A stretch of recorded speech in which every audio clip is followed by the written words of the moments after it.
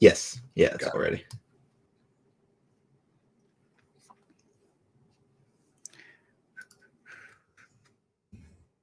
Are we live? Are we live yet? I think we are live. Hello, folks. Jordan Sheridan live with Status Coup, Tuesday, August 24th, 2021. Hope everybody's having a good day. I will wait for people to come in. If you could send the text out too, Colin. You know, it's really something else. Maybe it's because it's the last week. Well, kind of closing in on the end of summer, but some days on YouTube, all of a sudden, you're getting views as if your channel only had 5,000 subscribers. I wonder why that is. And when those views plummet, they seem to be about fighting environmentally toxic pipelines or about Medicare for all. So that's always very interesting. Truth Dragon. Hey, Jordan. Hello. Hello.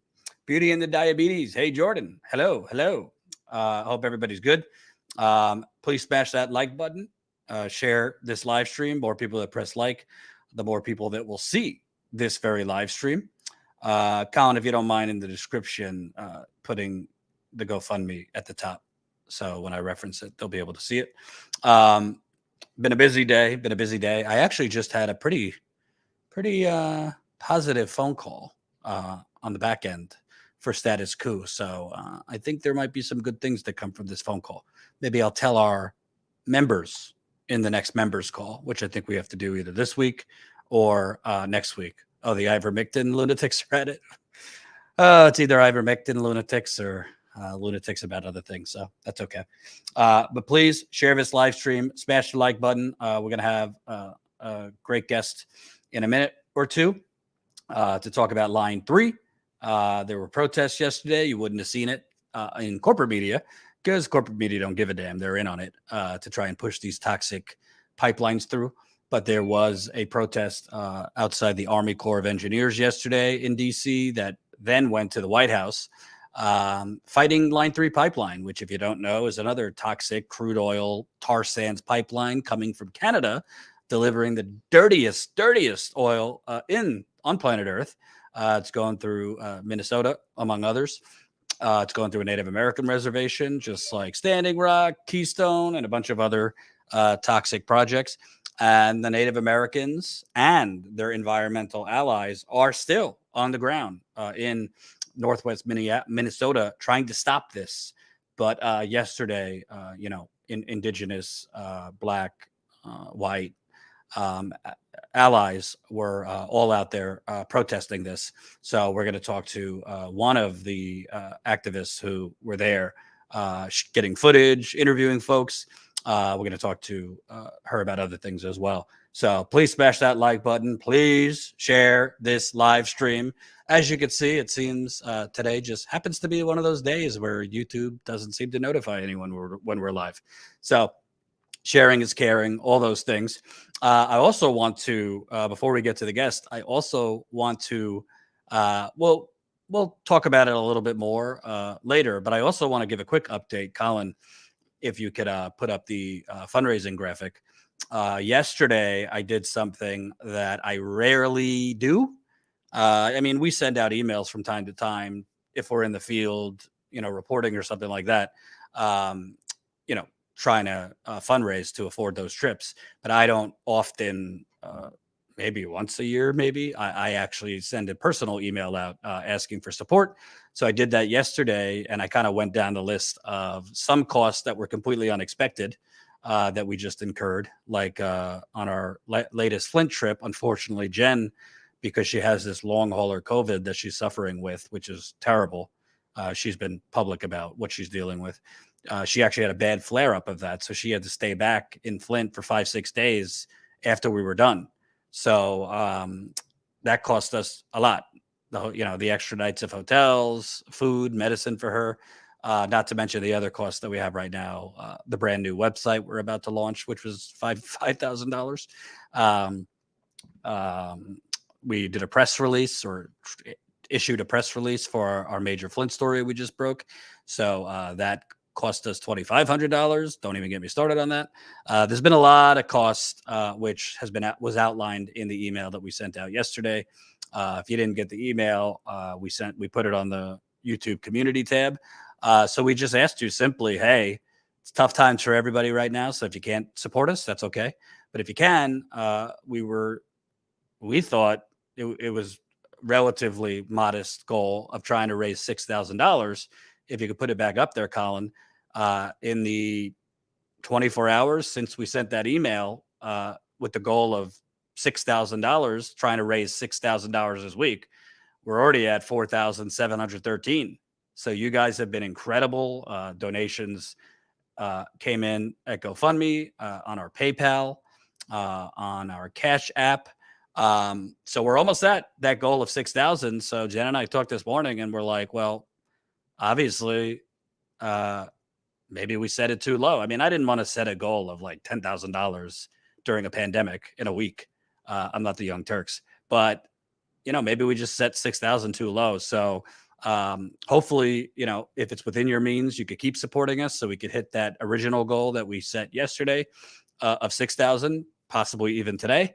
And once we reach 6,000, we'd love to raise a little bit more because we have our eyes on a couple additional reporting trips that we'd like to take. So as always, people say, stop begging for money. Well, I'd rather beg the audience for money than Goldman Sachs or ExxonMobil or Pfizer or Facebook or the usual suspects in the Democratic and Republican Party. We don't sell out, but the cost of that is sometimes we need your help.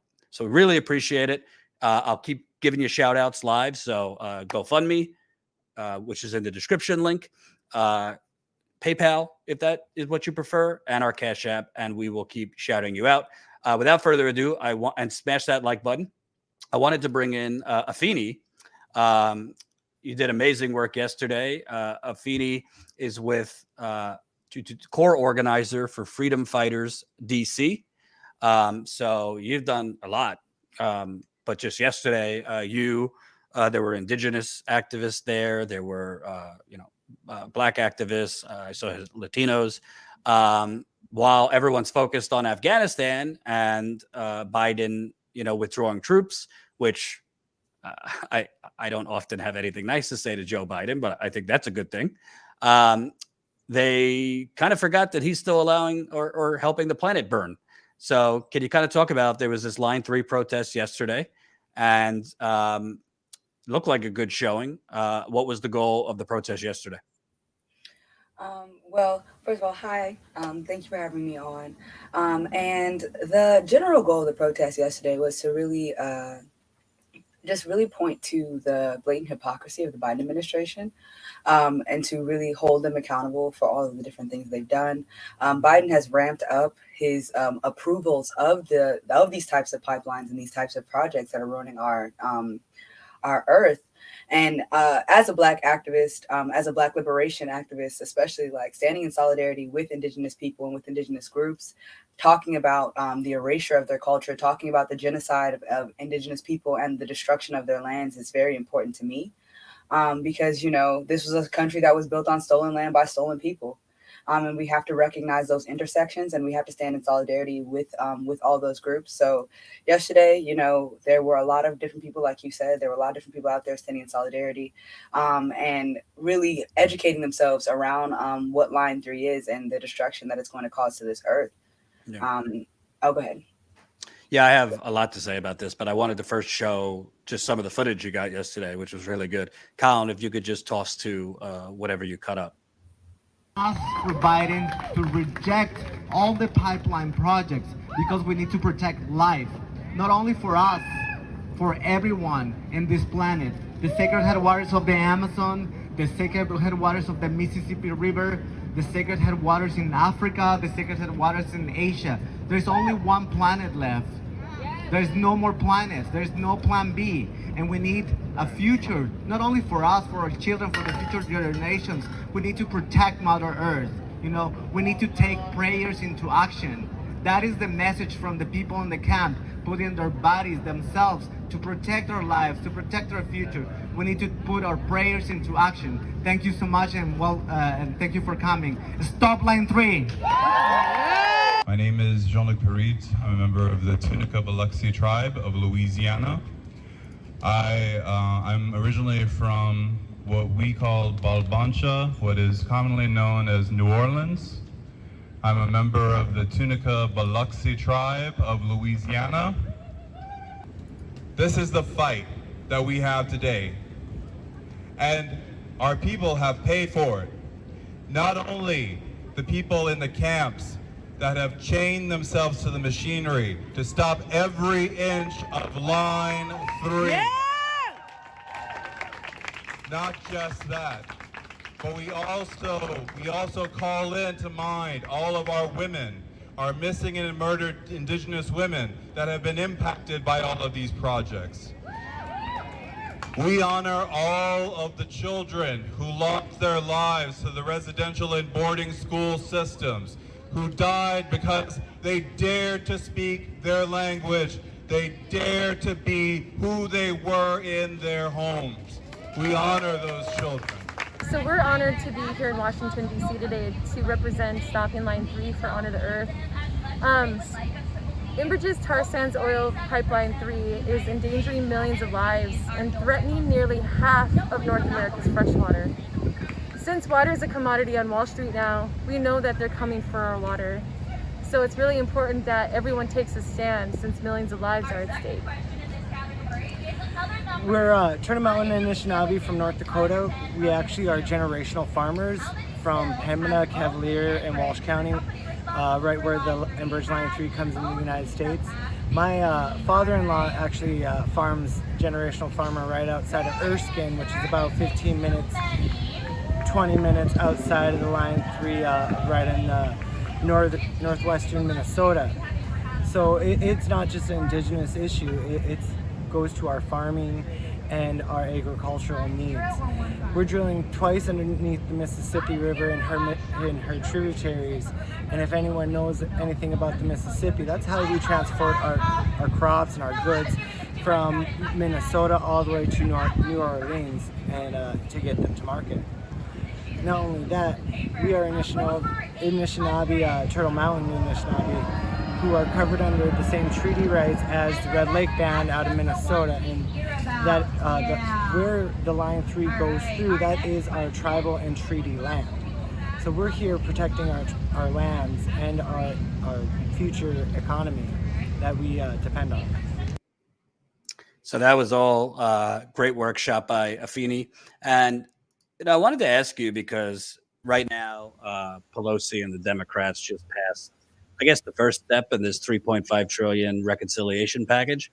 But to me, there's a lot of good things in it. But like, they're focused on the climate proposals. But what's the point of the climate proposals in this bill if you're just pouring gasoline elsewhere, like Line 3 pipeline? I honestly, I will not take any climate change legislation seriously from the House and the Senate until it includes defunding and shrinking the size of our military, because the U.S. is the #1 polluter in the world. So the small incremental changes they want to make aren't really going to be effective to combat the effects of climate change, and they're also not going to stop us from meeting some of those very crucial tipping points that we are fast tracking on the way to, especially if we have a president that is continuously approving new pipelines, continuously approving fracking contracts, and not holding the oil and gas companies accountable for how they've destroyed our earth. 100 companies are responsible for 71% of our climate change disaster. Like, that is absolutely ridiculous. And we're not even really talking, like I said, we're not talking about, the military's effect on emissions and the ways in which the U.S. military is very much a part of our emissions. I do want the infrastructure bill to pass because America is in dire need of new infrastructure. We're in dire need of improvements, but these improvements are just putting Band-Aids on gushing wounds. So until we take our climate seriously enough to actually ban fracking, until we take our climate seriously enough to actually invest in high-speed rail, no solution is going to meet the mark that comes out of the House or the Senate. Well, I also think like there's the pipelines that we've seen going through. I mean, Standing Rock, I was there for many months. Keystone was finally stopped. Biden got credit for that. He's allowing this to happen. But a lot of people don't realize a whole lot of these pipelines go through Black and brown communities, not just indigenous communities. And it's not just the pipelines. Like, I mean, I remember a couple of years ago, I covered in East Chicago, Indiana, not Chicago, but East Chicago, Indiana. Essentially, they had dumped a lead smelting plant on top of a government housing project, 99% Black population.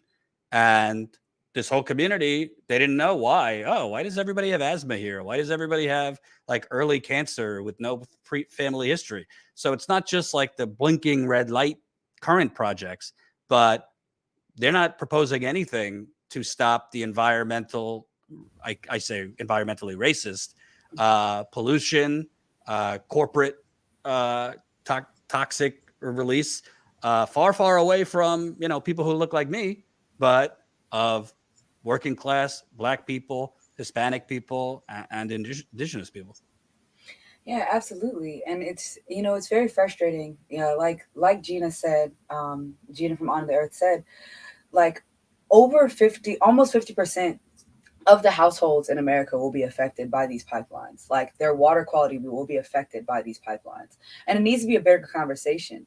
And so not only do you have that compounding fact that we're increasing the amount of pollution that is going through these neighborhoods, but to echo what you're saying, like out here in Baltimore, there are smokestacks that run 24/7 and pollute the air in Baltimore. In Flint, Michigan, they still don't have clean water. Out here in DC, people have to boil their water to in certain neighborhoods to make sure they have clean water. It's been an ongoing joke that DC tap water is dirty. And for us, it's normal. But if this was happening in any of these affluent white neighborhoods, it would be completely unacceptable. So why is it acceptable for Black and brown people to deal with it, but it's not acceptable for white people to deal with it? And now, we're starting to see some effects that do bleed more intersectionally into white working class people's environments. But, what is it really going to take, I guess, for people to take the climate more seriously, because it does affect all of us. The climate is getting warmer and warmer. These diseases that are trapped in these ice caps are going to continue to be released, and we're going to continue to be in consistent and constant danger. Like the northeast of America is getting pounded by a hurricane, and this is not the first time that it's happened. Haiti is dealing with a tropical storm right now after they just had an earthquake. Like, the climate emergency isn't coming. The climate emergency is here. It is said over and over again, but I feel like people are screaming it from the rooftops. And because we're making this such a hyper individualistic issue, like, oh, well, if we all stop using plastic straws, or if some of us, switch to lower emission cars, like, how do we talk about the collective harms that have been caused by these oil and gas companies, by the military industrial complex, and by all of these big corporations and these politicians that care more about lining their pockets than they do about protecting our planet? So really just trying to mobilize people around that. And I feel like actions like yesterday, and other direct actions that we should definitely be doing going forward, bring attention to the real harms that come from us not taking our climate emergency seriously, because the earth will survive, but we won't. So we just need to, I feel like for survival, we all need to take this more seriously, if we want to have a future on this planet at all. Well, I also think, and I don't want to trigger the anti-vaxxers and all that. I'm not trying to have a discussion about that, but with the climate catastrophe, which is here, it's not like coming, it's here. I mean, California was at 110 degrees. Vancouver, Canada was 120 degrees. Half the West is burning, mass drought. We're not even talking about, Africa and other, countries around the world. But there is no vaccine for it. Once it's here, you can't really improve it because you had to improve it before. You can't wear a mask if your house is burning down, it's not going to do anything. You can't, there's no shot in your arm if like you're, in a little paddle boat in your street because it's flooded. So I don't think people realize, like, technically, without getting into debate about this, like an acute pandemic could improve if certain things were done. This cannot, once it's irreversible, which we're at the point now where the studies are coming out saying if nothing happens, like a radical difference, not like the Paris climate deal and a couple band-aids here. If nothing happens like right now, this is irreversible.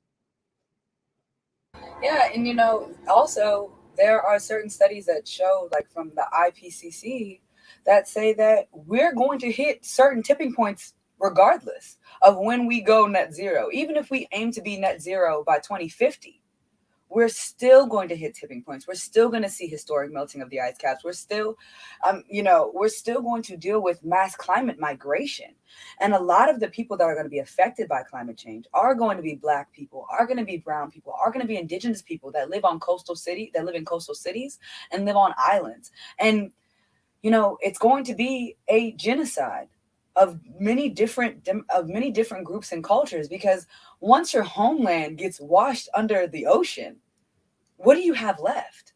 How do you rebuild from that? How do you replace the cemeteries, all the ancestral attachment to those lands? So we need to reverse course right now, not only for those Black and brown people, but for everybody that lives on this earth. The Scandinavian countries as well, all those white folk that live up there in the Nordic countries, they were experiencing 90-degree weather too, historic warming as well. So this isn't just this, but I feel like before a lot of this was like a Black and brown, like island city, coastal issue.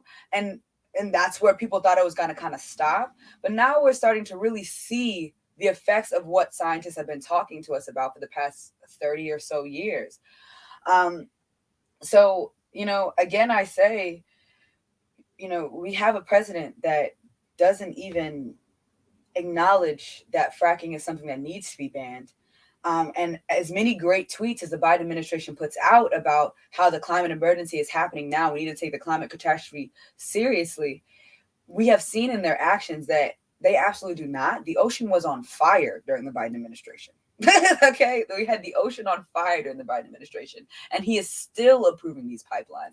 We are still not having serious conversations about investing in high-speed rail. We're still not having real conversations about how to deal with our carbon emissions, whether that's putting that in the ground or trying to figure out different ways to deal with it. We're not having those real conversations about how to structurally change the ways in which we energize our society.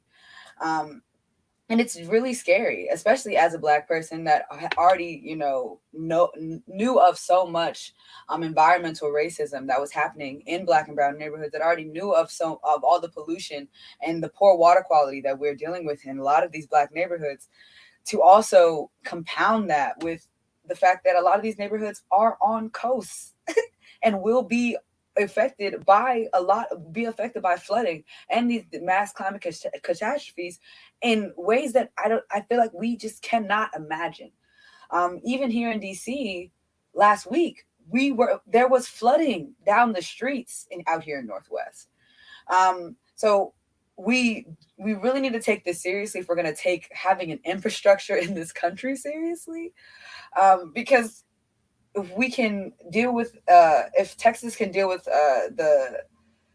basically the rotting of their electrical grid because of all of these different, climate change issues, because of deregulation, then what makes you think that our national grids can't be affected by mass climate change as well?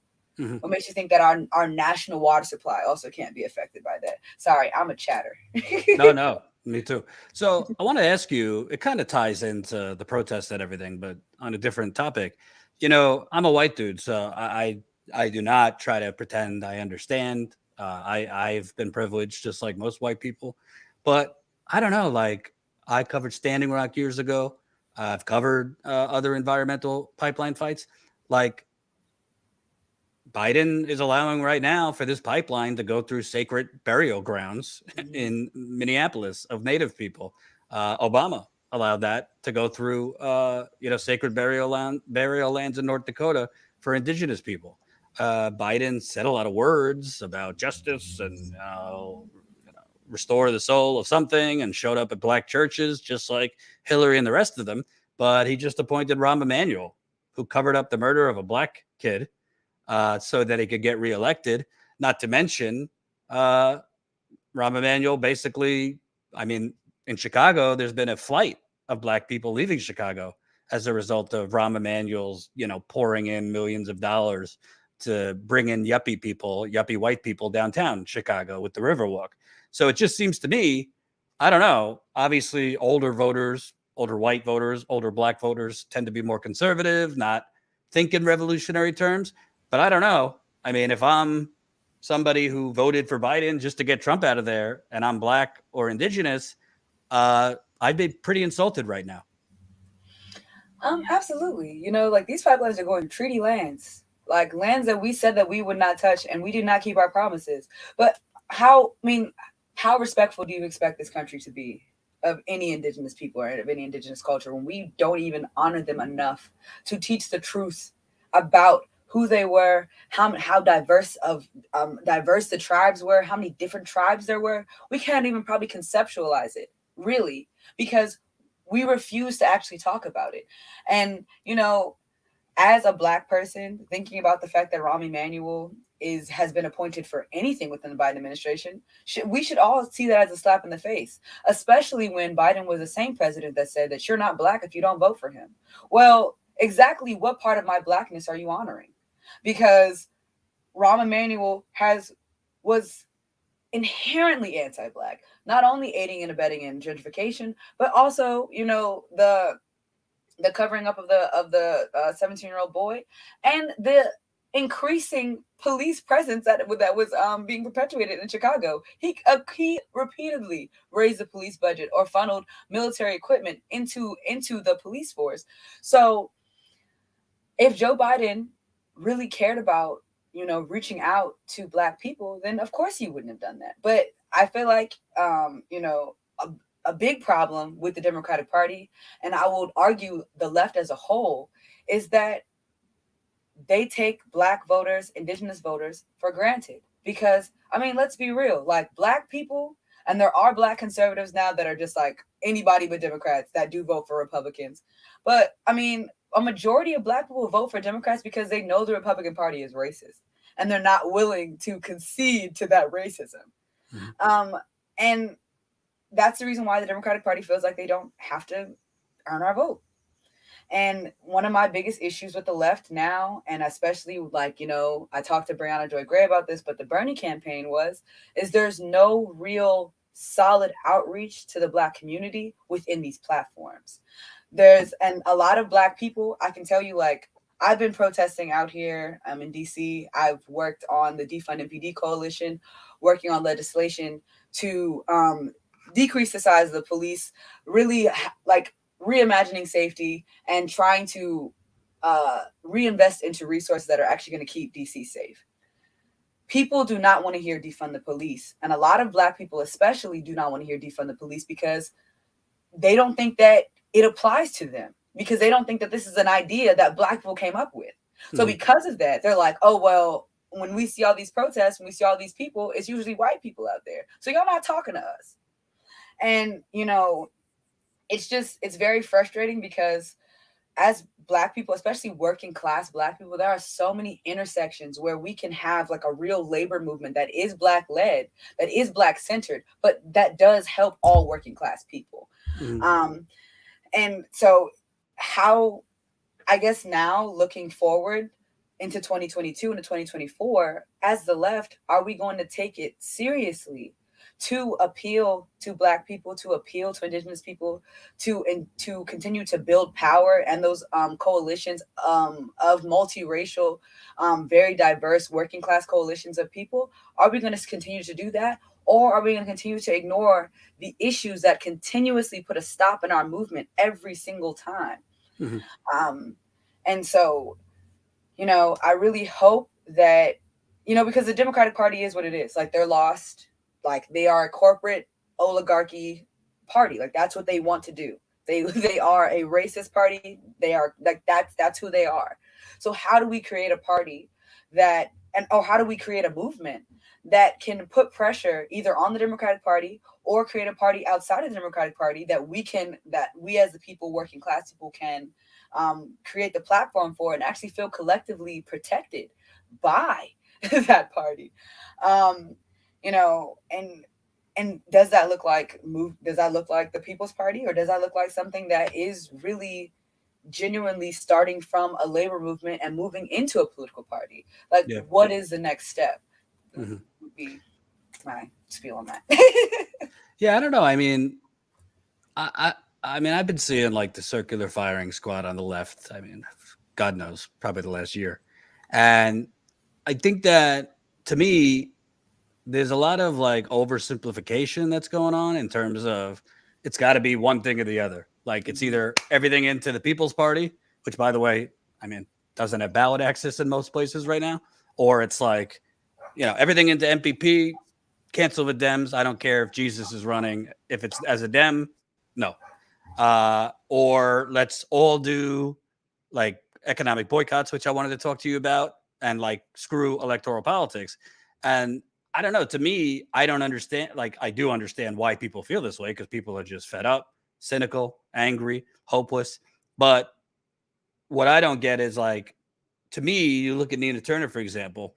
If you actually look at the numbers, she actually won most black wards in Cleveland. She actually won the city of Cleveland and the city of Akron, which are majority black. Problem was, there was only 17% turnout in this election, and the establishment, through their propaganda, got all the wealthy white people in the suburbs to come out. So how do you, as a progressive movement, get more voters out? Black Bernie campaign put a lot of money into trying to juice up the numbers of Hispanic voters, but also, more importantly, what is your message to them? Because I think there's a lot of leftists who come in thinking that if I just explain, like, talk revolutionary, like, Medicare for all, we could have it tomorrow, and Green New Deal and all these things, you might be talking to people, talking specifically about the black community, that hasn't had the benefit of thinking in revolutionary terms. They've had to vote out of survival. I don't want to speak for black people, but they've had to vote with a much different mindset. So, like, what would be your what do you think is the best way for the progressive movement to approach these working class black voters? Because they don't only care about black issues per se. Mhm. Absolutely. I think just being more targeted in our messaging. I feel like, a lot of it is very broad. And it does cover a vast majority of people, depending on what liberatory politic you're talking about. But it is very broad. So even if it is more targeted in the sense that, like, if we talk about healthcare, America has the highest infant mortality rate of any developed country, and black women die 3 times more on delivery tables than white women do. So whose babies are dying disproportionately? Or if we talk about labor movements, like, yes, we should totally have a strengthened labor party, but as I've stated before, a lot of the labor protections that have come out of legislation historically have always left out black people. Right. Or almost inextricably said that they're not for black people. So how do we make sure that we're standing in solidarity with everybody and meeting the mark of that solidarity, depending on what that harm is? And like, talking about black people, talk about reparations. Like, yes, that is a black centric issue, but there's a real economic reason why black people need reparations, because white people on average have about, I want to say it's like $178,000 per year, according to the census. And black people have, what is it, 24,000 on average? Like, so knowing that alone, that disparity alone should explain why we need reparations. Not even explaining every irreparable harm since slavery. Like, this isn't just about slavery. This is about slavery. This is about Jim Crow. This is about white supremacist violence. This is about police brutality. This is about environmental racism. It's about housing discrimination, financial discrimination. Like, these are all the different reasons why we feel the need, feel the way that we do about reparations and Right. about and having a really laid out conversation about that. I think that'll be I think that would be helpful not only for Black voters to see it, but for white voters to see it as well, for other voters to see it as well. And you know, as far as like reaching out to working class people, I think that yes, there was a lot of liberatory and revolutionary language, but coming from the Bernie campaign, but there was no real teeth or real fight or real grit when it came down to it. Mhm. So working class people can hear you all day, and I'm sure there are many working class people that have been through all these election cycles where they get promised all these things that never happen. They can hear you, but when it comes down to it, what are you standing? What are you standing your ground for? What are you digging your heels in for? And just being like unwavering on? Mhm. And there are so many different instances where the left wavers on our principles in order to keep the veneer of caring about their constituents or keep the veneer of, you know, trying to be cooperative just so that way things can get done. But when people are dying, or people are getting evicted from their homes, or people are in so much debt that they just really do not know what they're going to do, or if people can't find childcare for their kids, then what is that like? What is your collaboration with the Republican Party or with corporate Democrats really going to do to materially change their life? Other than, you know, other than we've organized around all these people, we put all this effort and all this energy into these people, and now we're not seeing the results that we were supposed to be seeing. All of that strong liberatory revolutionary language of I would rather be a one-term congressperson than compromise my values. I asked Alex, why do you keep capping for a party that does not support you and throws y'all under the bus at any time that they want to? There's never really a good answer. There's never a good answer. So I think the answer to that question for me, moving forward as a progressive movement, is not only do we need to be focused on the electoral part of it, but we need to be focused on recentering the power. Because right now, the power dynamic is in the favor of corporations. Power dynamic is in the favor of these millionaires and billionaires, and 50% of Congress are millionaires and billionaires. So they're legislating for themselves and for their friends. And because we have not put a real considerable demand on the table as a working class, you know, I don't know how to like constituency, that is the reason why they don't feel like they actually need to cater to us or serve us in order for them to get our vote. So now we need to focus on, you know, okay, we have these people in Congress. We should get more people in Congress. We should organize around those people. Absolutely. Sure. How do we organize more on the outside, though, to make sure that the power level is on the outside and the working class people are the ones that they're fucking terrified of? Mm-hmm. Not these corporations, but us. Like, they need to be afraid that they are going to be removed from Congress if they do not vote the way that we said that we want them to. And not in 2 years, not in 4 years when the election comes. No, we will pressure all of them to remove you next week if you don't give us what we want. Like, that's the type of power that we need to build on the outside. And I don't think that those infrastructures will necessarily take that long. I just think that, you know, people need to take the time out to organize outside of electoral politics. Like, I see the ground game that comes for these electoral candidates like AOC and Cori Bush, Michaela Wilkes. Like, the ground game is great. They have people coming and knocking on your doors, and they collect all your money. They do all these things. Why is that? Why is there not that same organization for a labor movement? Y'all have an email list. Use it. Like, they're just, I don't know, but there are just so many different ways that I see like this being engaged with. I don't think that just organizing outside of the government is going to work. I just don't see that being possible.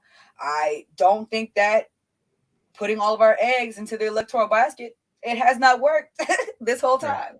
Right. So an inside-outside strategy is definitely, I think, the most feasible way for us as progressives to get what we want. Mm-hmm. Well, I also think, and I know Fred Hampton leftists have talked about a general strike, but to me, listen, I mean, I have covered more protests probably than anybody over the last 6 years. Black Lives Matter, Medicare for All, Sunrise Movement, more Black Lives Matter, you name it, like outside politicians' office, outside BlackRock. I've covered them all. And the one thing that is a common denominator, and most of these, not all, but a lot of these things, there's a good amount of people. But imagine if, for example, with the George Floyd protests last year, mass mobilization, millions of people across the country. Imagine if like 1/10 of those protesters boycotted a company or boycotted anything, really. I mean, I think it's like we could all want it to be true, but it ain't easy to just tomorrow create a general strike. I think you need to build up to it. But like we've already seen, there is the ability to mass mobilize, in that case, organically, in the under racial justice and police terrorism. But it's tough for me because I don't want to like be at a Black Lives Matter protester and be white splaining how you should lead your movement. But it just baffles me because we're all going around in circles, the journalists, the activists, chanting the same things and, demanding this, they'll let you protest in some cases. In a lot of cases, they'll just bash your heads in. But whatever, the capitalists will let you protest. The banks during all that put like Black Lives Matter in their windows as they continued charging Black people higher interest, everything. But like, it doesn't seem to me, particularly on the left. I mean, literally the last year has just been like a circular firing squad of people canceling this one and this one's a sellout, this one's a fraud. But like, there's no organizational structure just in local communities to create that network to stop using Amazon for a month. Stop, not everybody could do it, but stop using Walmart. Some people can only afford Walmart. Stop fast food chain. Stop corporate banking.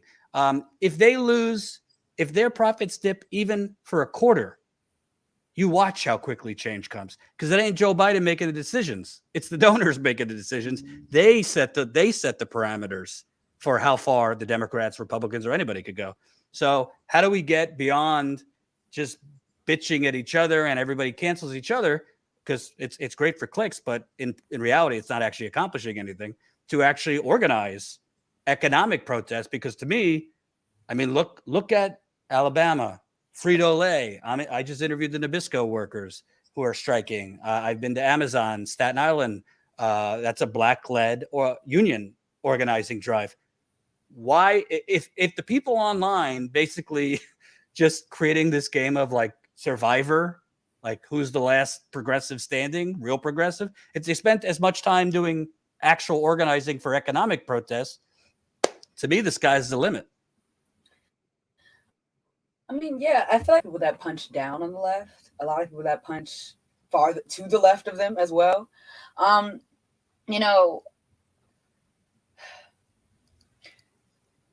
will say this. Standing in solidarity with different groups means different things. And I feel like people need to be able to acknowledge and concede their privilege a lot of the time in order to see those different levels of solidarity. It doesn't mean that, certain groups are better than others or whatever, but it does mean that certain groups are more oppressed than others. And because of that, the solutions look different. It doesn't mean that, shit isn't fucked up everywhere, but some problems genuinely are just deeply rooted than others. So really talking about that, and none of us know what the hell this is going to look like. And I think the faster everybody kind of steps out of their ego and realizes that none of us know what this is going to look like. I would never claim to have all the answers. I will never claim to have all the answers. And the day that I do claim that I have all the answers, something has gone terribly wrong. Because abolition, because what we're really talking about, all this stuff is captured, all of this is, capturing abolition of capitalism in all these different ways. Like, that's what we're all really talking about. In all these small ways, we're trying to dismantle capitalism. Abolition is not impossible, but it is unimaginable. And for any one of us to think that we fully have the vision, I think is wrong. And it disenfranchises a lot of people, because even me, I'm a black liberation activist. I stand in solidarity with Palestinian people. I stand in solidarity with indigenous people. If there is any type of labor strike that happens around here, We stand in solidarity with them, and we should. But it's just, it feels like some of the people that are, especially in a different tax bracket than us, look down on our solutions and they look down on our strategies instead of saying, okay, you have that strategy, I have this strategy. How can we blend these or do these strategies in tandem so they can benefit each other? Like maybe we don't fully agree. Maybe I am like, fuck it. No, electoral politics, that's where we need to focus all of our energy. Great. If you're going to focus all your energy on electoral politics though, and if you want me to stand in solidarity with the people that you are propping up in front of me, there are certain things that just need to be non-negotiable at this point, because we have been way too wavering on our principles on what is actually acceptable, to be a leftist and what isn't. Like, it's not necessarily that we should be policing people. I believe in a full and complete autonomy. But if we are all working towards a common goal of liberation, of, equity, of sustainable, real safety, preventative solutions to all of these issues, if we are really looking for that, then that means that we need to start really communicating with each other. And that even when we get frustrated, we need to listen to each other. Because, I know me, I'm out here because I love all of these people that I do not know so radically that I believe that they need their fucking human rights. Not only in this country, but all across the globe. And that is the reason why I do the work that I do. I may not see this shit in my lifetime. None of us may see this shit in our lifetime. But we have to love each other enough to at least try. And a part of that trying is actually trying to understand each other, actually trying to talk to each other. And realizing when, we're not the experts in certain fields, and there are people that are experts in certain fields, and so we should defer to those people.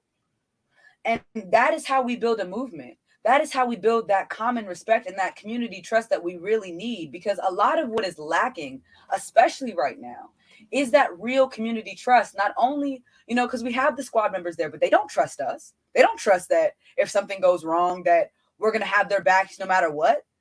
And it's the same, and it's vice versa. We don't trust them. When it came down to it, any wavering step that they make, people automatically attack them. And there are attacks that are in good faith. Not even attacks. There are criticisms that are in good faith that are really like, yo, I love you. I love this work. I love what we're doing here, but this needs to be better. And we need to hold each other accountable to that. But then there are attacks that are like, that was just based in racism and sexism. That wasn't helpful. That was a character assassination. That wasn't helpful. That doesn't help anybody. And it doesn't help to foster any type of relationship that we need to build these coalitions and to build these movements.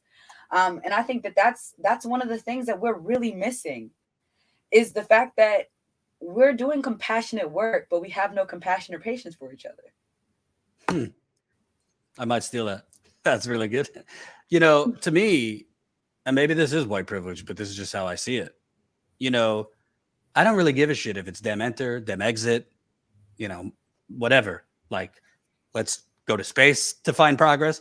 That doesn't matter. And I think too many people, out of ego, in some cases out of profit, are really fixated on, digging in the trenches on one thing, whether it's MPP or burn down the system or, screw electoral politics. I'm never voting again. Only focused on, economic protests. To me, I don't care what it is. I care what is going to help us as quickly as possible. To me, it doesn't matter. For example, Nina Turner run as a Democrat. Okay. She wasn't sounding the exact same way she sounded for the Bernie campaign. So be it. What's this person's track record? Am I better off?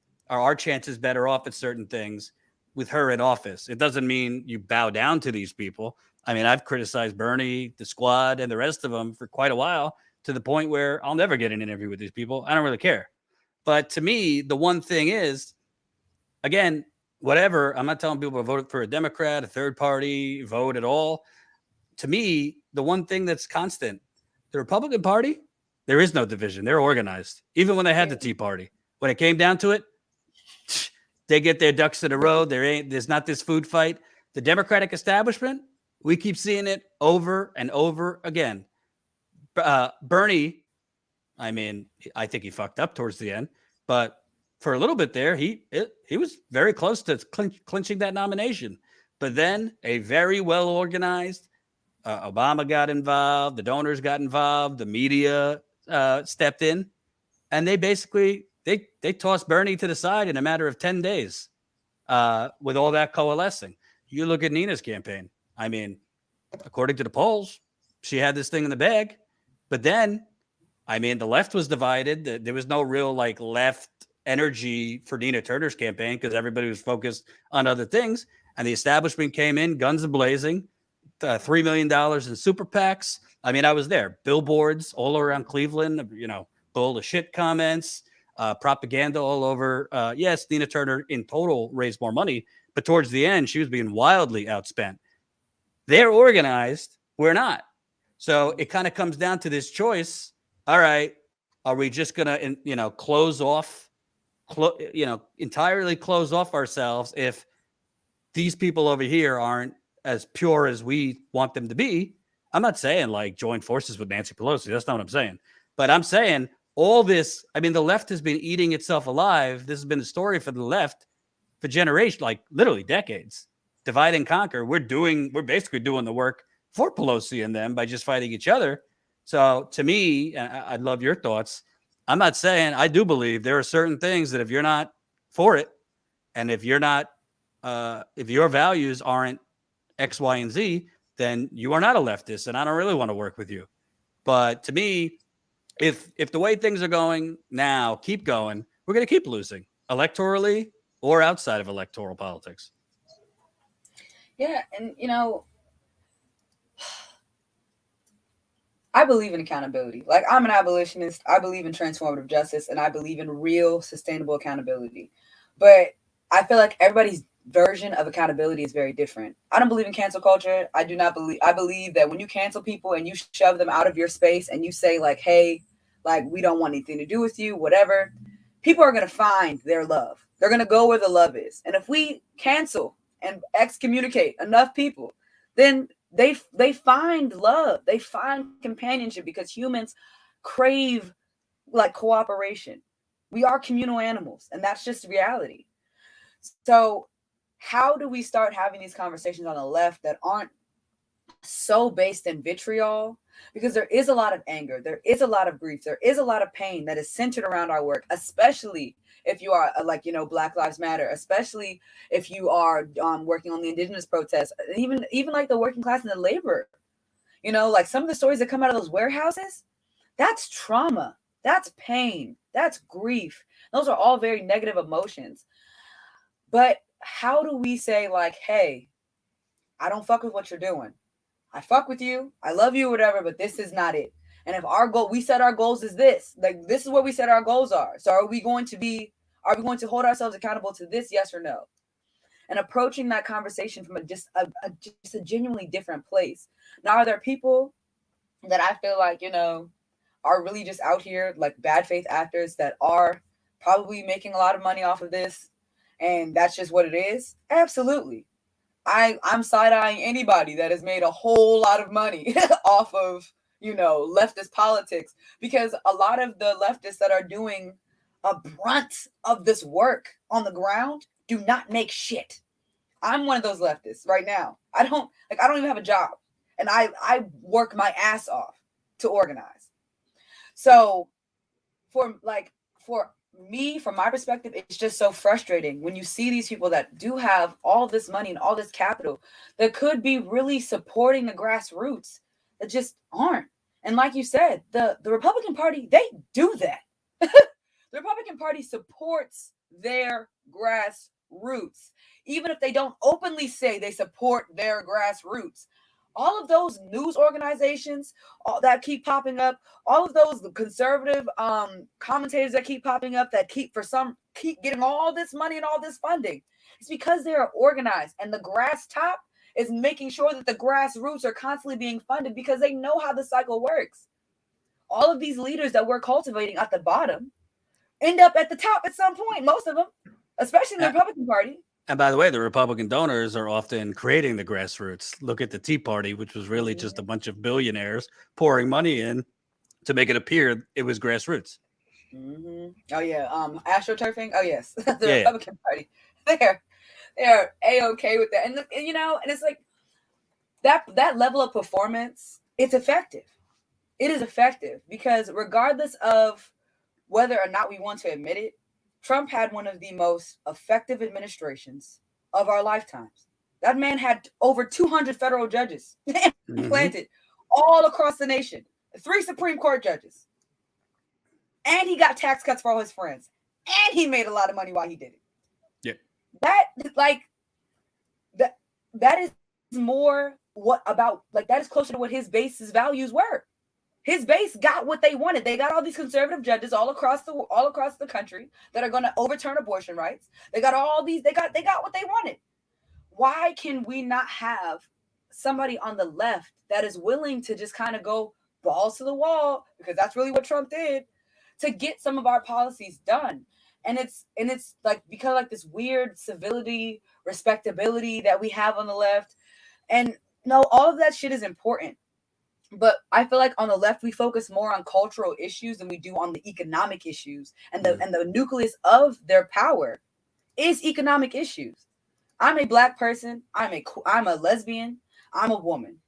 All these identifiers very much inform my experience in this country because of white supremacy. They very much inform my thinking about these policies, the way like in just my perspective. Of course they do, but it would be I don't know. Like I feel like they focus so much on the performative aspect of supporting identity that they don't realize that the real aspect of supporting identity is saying, okay, so how do we reinvest all this money? How do we get these tax refunds back? Because we paid all these taxes into the system, and they're telling us that it's an entitlement for us to get housing and healthcare and welfare that we already paid into.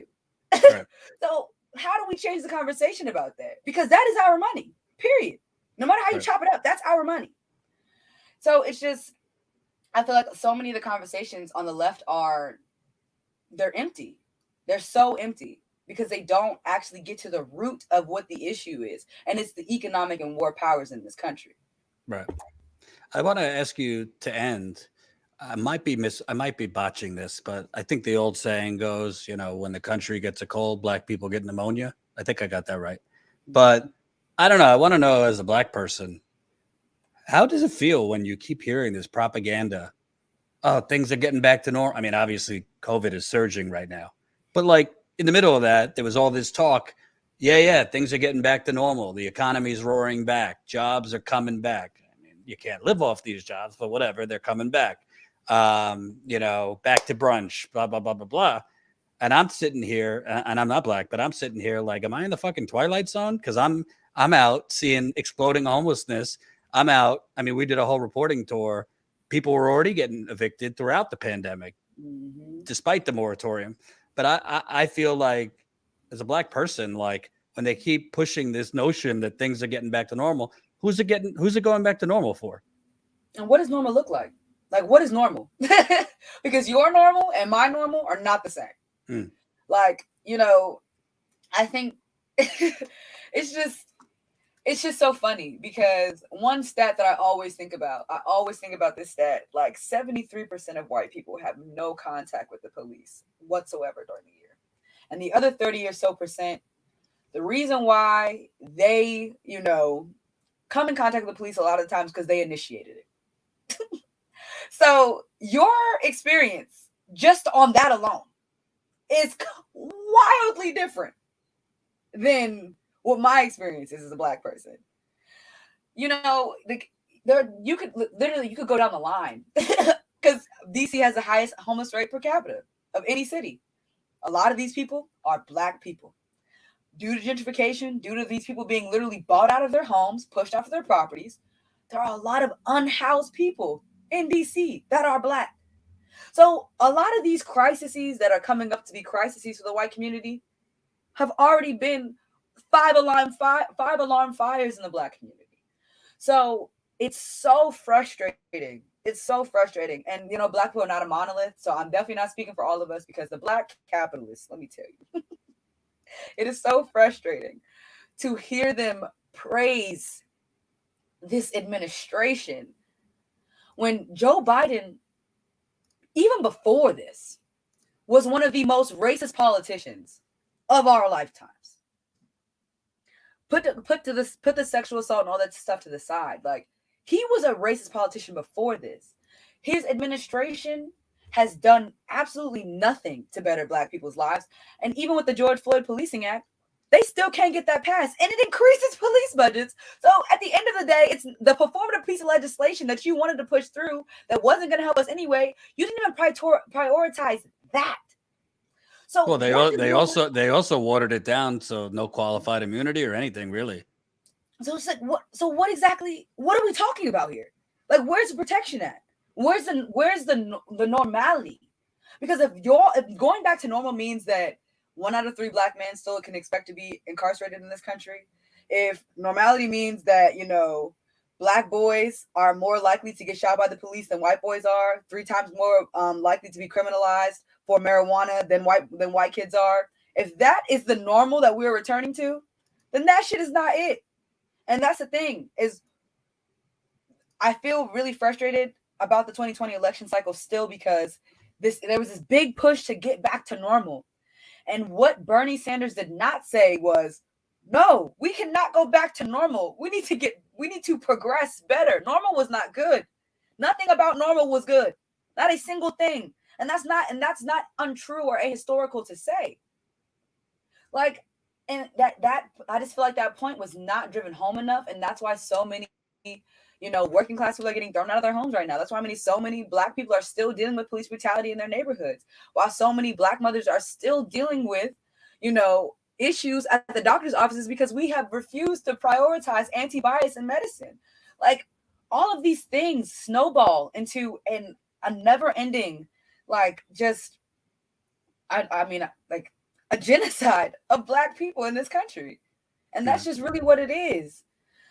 So I know me personally, I'm ready to look forward to 2022. I'm ready to look forward to 2024. And I'm really hoping that the left, especially the more privileged and institutionalized left, because there is an institutional left now. We can't say that it doesn't exist. Hopefully, we can start to collaborate more on what our principles are, and hopefully we can actually start centering Black and Indigenous voices in this fight. Because not to say that white people can't lead the left. White people can lead the left for white people. You see what I'm saying? Right. But we as Black and Indigenous people, as Black and brown people, we need to lead our own movements on the left, and we need to be supported by these white people that have the privilege of these platforms and of these resources to do that. I totally agree. I appreciate you so much for coming on. I really think, a lot of times white people talk about poverty, evils of capitalism, all these things without realizing, it's bad for everybody, but maybe we should talk to the people that it has been essentially how capitalism was built was on the backs of Black people. Let's keep it real. So I really appreciate you coming on. Afeni, you're the core organizer for Freedom Fighters DC. Where can people find you? So yeah, you can follow me on Instagram, Twitter, all that stuff at Red with 2 D's is Ari. I will be on the Punch Up Pod tomorrow. Tomorrow's Wednesday. Yes, tomorrow at 5 p.m. Eastern. And my show is every Saturday on the Fred Hampton Left Network. Facts and Fire podcast at 12 p.m. Eastern. And finally, please follow my grassroots org at Freedom Fighters DC. Please donate because we need all the resources that we can get. So yeah. What's it called again? Freedom Fighters DC. Okay. Thank you so much. We'll keep in touch. Thank you. So that was Afeni, who actually shot the footage that we got yesterday from the Line 3 protests. We put up the video on YouTube a little bit earlier. So really great speaking with her, because honestly, I'm a white dude, so I could give you my opinion on certain things, but I can't give you my experience on certain things because I haven't had the experiences she's had. And as many Black people around this country, around this world have had. I've tried my best in the stories that I cover, which most of the stories we cover in the field happen to disproportionately screw Black people. A lot of poor white people now experiencing things getting worse and worse So I've tried to, as best as I can, understand their experience. But at the end of the day, you really can't until you've lived in fear from getting pulled over by police, until you lived in fear even driving to certain parts of town, until, you've basically been shut out of experiences in the capitalist system, until you've had family, friends, loved ones either terrorized by police, terrorized by the economic system, left to die by your government. You can't understand. So I appreciate her coming on. I want to talk about one other thing, but damn, are the viewers coming through? Colin, could you put up what number we're at now? So as a reminder to folks, yesterday I sent out an email, kind of a personal email. Some might say stop begging for money. Well, I like being transparent with the audience. I like just telling them straight up, hey, here's how much each thing has cost. Unfortunately, we've had some unexpected costs pop up recently, particularly in this last road trip with Jen, unfortunately, getting so sick that she had to stay back in Flint for an extra 5 days. So the additional cost of hotels, food she had to order, medicine she needed because she got so sick. Keep it up, Colin. And then our website, which we're going to be relaunching hopefully next week. That's $5,000. We had a press release. We're trying different things. So we paid for a press release to push our Flint cover up bombshell out to every news outlet in America. That costs $2,500. Don't get me started because it makes me angry. The actual costs of the last Flint trip and the trip to Cleveland and Akron, the combined trip was almost 2 weeks. So it's kind of all at once. We've had all these costs, some expected, some not expected. Plus, we got to pay our accountant coming up, bookkeeper coming up. Obviously the costs for me, Jen, Colin. So yesterday I sent out an email. I kind of outlined what all of the costs were, but also how much we've been able to do with relatively, no corporate funding and just bootstrapped. So we showed you, Colin, I don't know if you have the map still. We showed you where we've been in the last 3 years. I think we actually left off some places, but with no corporate dollars, no plutocrats funding us, no corporate sponsorships, just you, paid membership, GoFundMe, all that. We've been able to basically be everywhere, including in Canada. We went to Canada for a story. So just after my email yesterday, within the last 24 hours, we've already raised $5,000. I put out a goal of $6,000 for the week. So we're already almost at that goal. So seeing how amazing the support has been just in 24 hours, I was talking to Jen this morning. I was like, well, maybe we're kind of shooting ourselves in the foot here by setting a number, because it seems like we might get past that 6,000 possibly today. So yeah, to be transparent, we raised 5,000 since yesterday. Let me read the most recent GoFundMe donations. Thank you, Anonymous. Holy cow, $200. Thank you, another Anonymous, $10. Linda, $50. George, $30. Carrie, $100. Anonymous, $20. Anonymous, $25. Anonymous, $15. Lisa, $100. Adam, $5. Anonymous, $20. Anonymous, $20. Robert, $25. Brent, $5. Brian, $100. Marie, $25. Anonymous, $10. Anonymous, $100. Jennifer, $15. Anonymous, $100. Robert, $5. Mike, $25. David, $25. Adrian, $50. Kurt, $10. And then we go to the stuff from yesterday that I already read out. By the way, this is only GoFundMe. I'm not going to read the PayPal donations because they're not public. GoFundMe, you choose to either be anonymous or write your name. PayPal, I don't know which PayPal donors want their names read or not. But we've gotten a lot of GoFundMe donations through PayPal. We've gotten a lot of donations through our Cash app, which Colin will put all the links in there. So I really thank you, because it's not only about trying to kind of break even with these unexpected costs we had and all these other costs. I mean, to be a media company, you need a good website. We've had a shit website since we started this. So our new website, which I hope we're going to relaunch next week, is awesome. And having the new website is not just about visual aesthetics. It's going to drive, hopefully help us drive more traffic to Status Coup. So stay tuned for the new website, but it costs money. It costs $5,000. Other things. So we want to recoup as much money as we can from what we spent, but we also want to raise more money to fund more journalism. The summer's ending, so the fall is here. Obviously, we're going to travel within safety. I mean, cases are going through the roof. There are more examples of people who are vaccinated getting COVID again or getting it for the first time. This doesn't mean don't get vaccinated because you could get it again.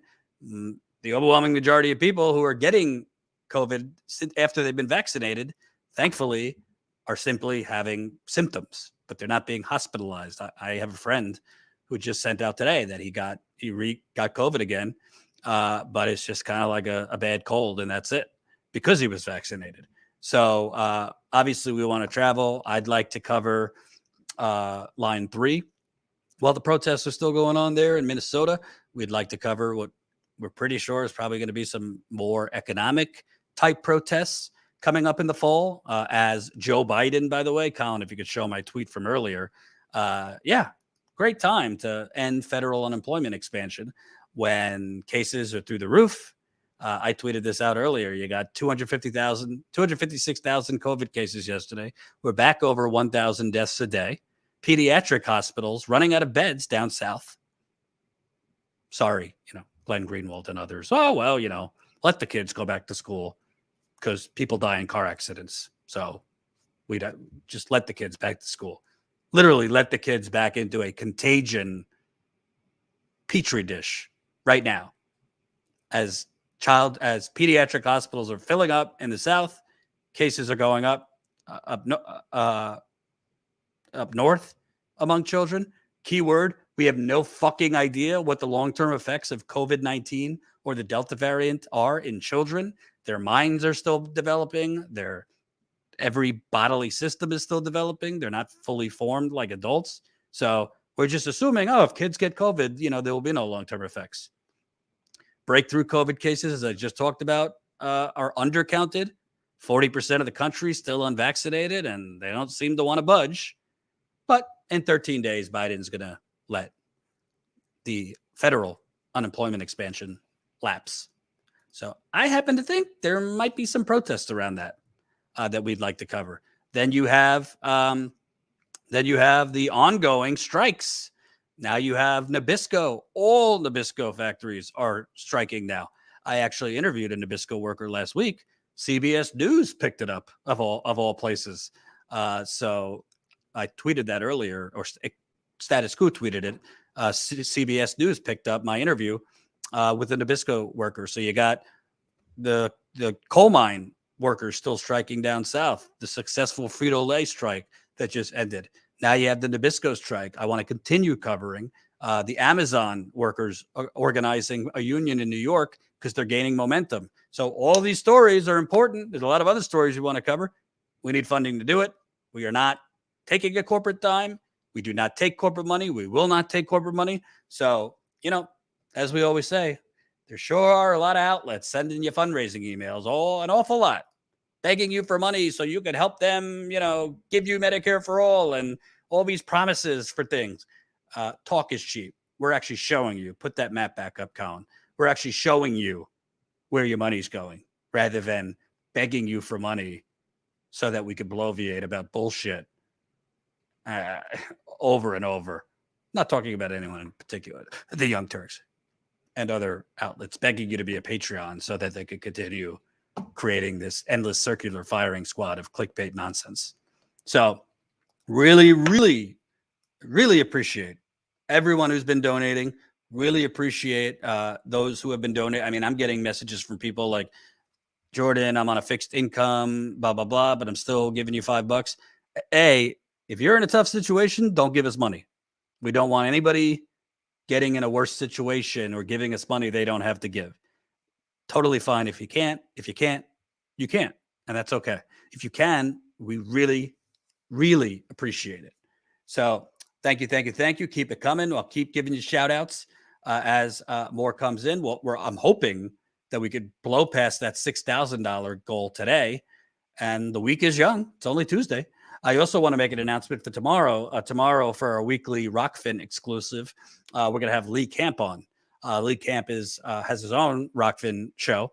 So we're going to have him on tomorrow. Boy, if I want to talk to someone about reality and what this 20-year sand pit, this 20-year boondoggle was in Afghanistan, I'd like to talk to Lee Camp about it. So, you know the drill. Wednesdays were exclusive on Rockfin.